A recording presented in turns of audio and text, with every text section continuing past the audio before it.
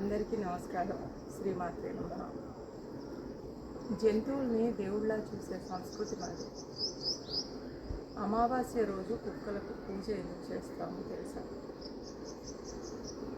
మన పెద్దలు చెప్తూ ఉంటారు, కాలభైరవుడి వాహనం కుక్క అని.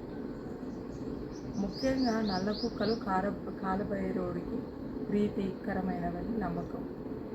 అందుకే అమావాస్య రోజు కుక్కలకి చపాతి, నెయ్యి, బెల్లం పెట్టి బొట్టు పెట్టి పూజ సంస్కారాలు చేస్తుంటారు. ఇలా చేస్తే పితృదోషం తగ్గుతుంది, దోషాలు తొలగుతాయి అనే విశ్వాసం ఉంది. మా ఇంట్లో కూడా భద్ర, కాళి అని 2 కుక్కలు ఉన్నాయి, నల్లవి. మేము వాటిని కాలభైరవుడి రూపంగా భావించి ప్రతి అమావాస్య రోజు పూజ చేసి రొట్టె మీద నెయ్యి రాసి దాని మీద బెల్లం పౌడర్ వేసి వాటికి పెట్టి నమస్కరిస్తాం. అవి నిజంగా కూడా మమ్మల్ని బాగా కాపాడతాయి. అలాగే గుమ్మడికాయ కొట్టడం, దృష్టి తొలగించడం, నెగిటివ్ ఎనర్జీని పోవడానికి చేసేవన్నీ చేస్తూ ఉంటాం. ప్రతి అమావాస్యకి మీరు అలా చేస్తూ ఉండాలి.